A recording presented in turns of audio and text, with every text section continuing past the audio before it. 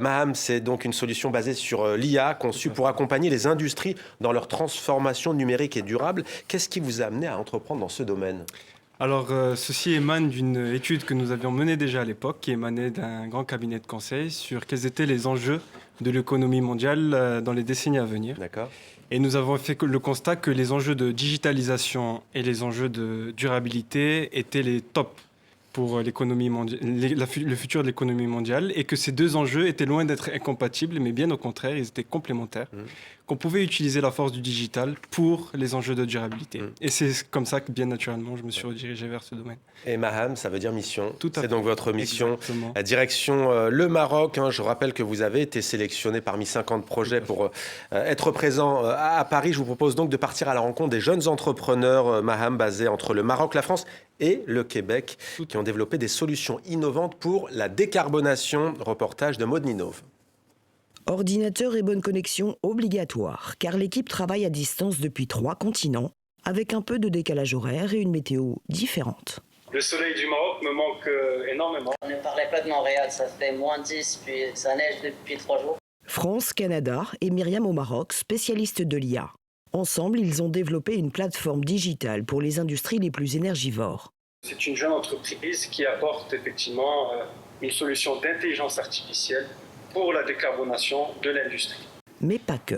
La première interaction avec Souris qui m'a attiré, en fait, il y a des aspects. Ce n'est pas l'aspect technique du tout. Promouvoir le talent et la jeunesse marocaine, ça c'est quelque chose qui m'a énormément touché. Ouais, c'est vrai. Du 100% marocain. Et pour montrer tout leur talent, Myriam part aujourd'hui en rendez-vous client à Tanger pour promouvoir la plateforme dans une usine de filets. On fait des barrages aussi pour retenir les algues. D'accord. Comment vous améliorez? D'accord. Myriam sait s'adapter, car le problème ici n'est pas la décarbonation, mais le calcul compliqué de la matière première pour ces filets sur mesure. Donc tout ça, ça fait du temps de main d'œuvre. On peut vous proposer une solution pour tout calculer. Prenons exemple le coût, le nombre et la quantité. Et à chaque fois que, à travers l'IA, genre pour la digitalisation et les modèles, à chaque fois qu'il y aura une nouvelle quantité, il suffit de cliquer. Ça va nous permettre de vous donner des résultats qui sont plus efficaces. Avec un dernier argument, Okay. Mais qu'est-ce qui est déjà différent des logiciels actuels? Déjà, on est des jeunes Marocains. car leur réputation grandit. Le Maroc veut devenir une référence mondiale de l'intelligence artificielle. Sécurité des données, solide start-up, le pays accueille depuis 2 ans la version africaine du JTEX Dubaï, l'un des plus grands salons internationaux de la tech. De l'intelligence artificielle dans tous les domaines et certains jeunes Marocains frappent fort. Myriam découvre le travail de Mehdi. Il utilise l'IA pour vendre des œuvres d'art dans le monde entier. Ça coûte une fortune, mais pas de souci. À part les modèles de reconnaissance d'images pour l'authentification des œuvres, on a également nos modèles de création de 3D, donc qui permettent de scanner des images et des vidéos et on crée des versions 3D. Pour Mehdi, l'IA facilite l'entrepreneuriat de la jeunesse. L'intelligence artificielle au Maroc, surtout il n'y a pas de barrière, il n'y a pas de frein à utiliser cette technologie. Avec cette culture du digital ici bien développée, et une nouvelle génération marocaine touche à tout, qui en récolte déjà les fruits.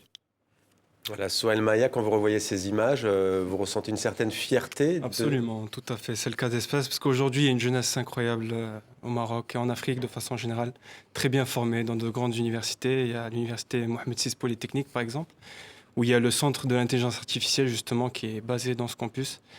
Donc aujourd'hui, quand je vois ça, avec cette vague marocaine, avec tout ce qui a été qui a été fait aussi par nos aînés, qui nous lèguent vraiment un Maroc, pour moi, riche en opportunités. Mais qu'est-ce qu'il faut pour que ça décolle encore plus, que ce soit au Maghreb ou en Afrique subsaharienne, selon vous?